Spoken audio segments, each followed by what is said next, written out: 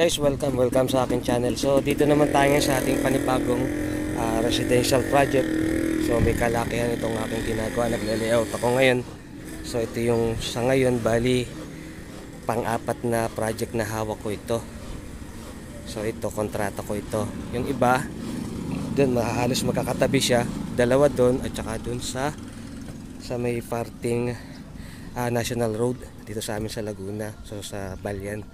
So ito yung isa kong ngayong bagong project. So inuumpisan ko ito. So i-update ko kayo mga kalinya. So for the meantime, excuse, naglalagay ako mga junction box. So sinesentro ko muna siya. And then saka natin lalagyan ng ating restway. So nag-uumpisa pa lang ako mag-layout at 8 o'clock in the morning mga kalinya. So sana po subaybayan niyo ako sa aking mga panibagong project. So mga kalinya, sa paglalagay ng box, kahit wala namang papel, kahit hindi mo lagyan yung papel yung box, kailangan lang medyo katlaan mo para pagpapako hindi mabasag. So ganyan. And then kahit yung mga restway natin, hindi ko na rin nilalagyan ng papel.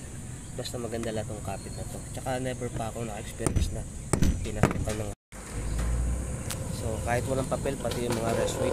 So never pa naman ako na-experience na pasukan ng halo yung aking mga inabang kahit wala pa siyang papel. Pero kung for safety, mas maganda lagyan nyo. Pero sa akin, hindi ko na nilalagyan dahil okay naman siya, basta maganda lang yung lapat nito mga kalinya.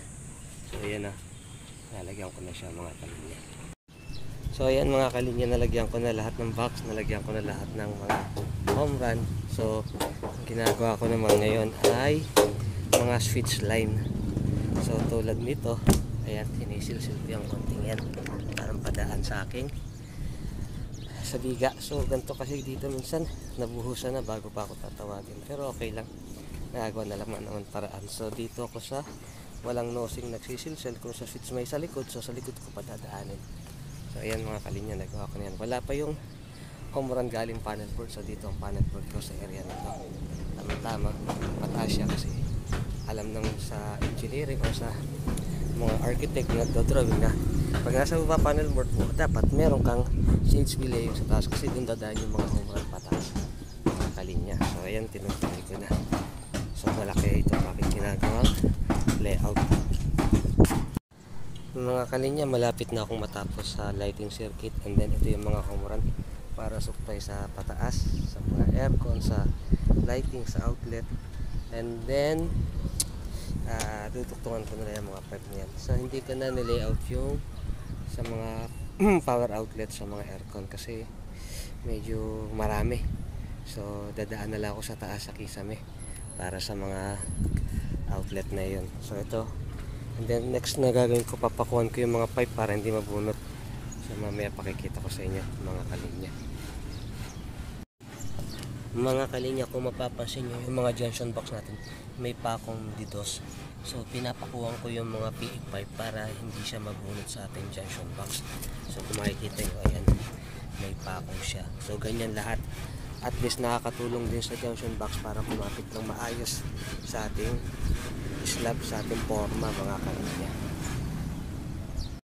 So bago nyo pakuhan, kailangan medyo hiwaan ng konti para hindi mabasag yung junction box natin mga kalinya.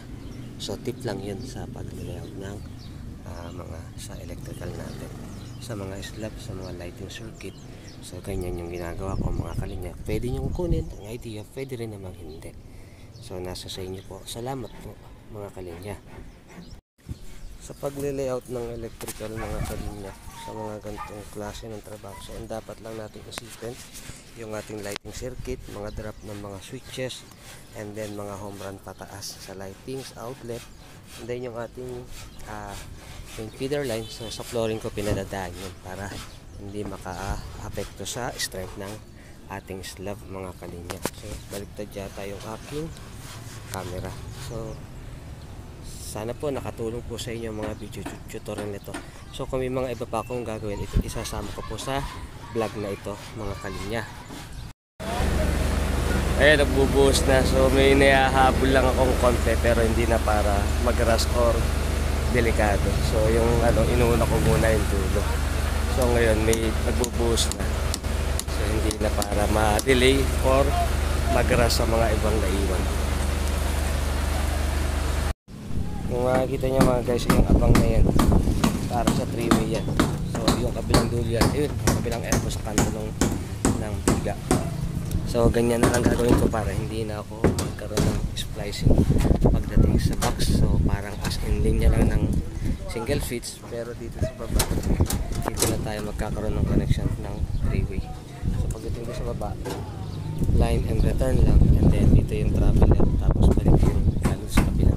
So ganyan na lang yung simpleng layout ng 3-way na ginagawa ko minsan pag medyo mataas yung mga sisilsilin pa, kasi kung galing ko sa baba idediretso, medyo matrabaho, tsaka dito mas magkasalubong sa kisame. So ito naman yung supply para sa ilaw ko sa lalim ng hagdan sa bodega. Nag-additional ako ng isang box para ilaw sa tapat ng pinto sa baba. So ayan, pinagpapin na yung sa hagdan. So ito na yung progress ng buhos namin.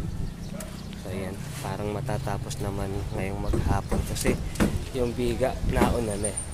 So as in mga flooring na lang yung ginagawa. Ayun yung mga home run ko, yung marami na yun para sa mga supply ng second floor. Hindi na ako naglagay ng mga outlet sa flooring para hindi masyadong mapuno. So pagta-tiles na lang, ilalatag ko na lang dito sa sa flooring before nung mag-tiles. Para isa pa pati, para hindi mapuno to, tsaka para makahabol din ako sa schedule ng buhos, mga kalinya.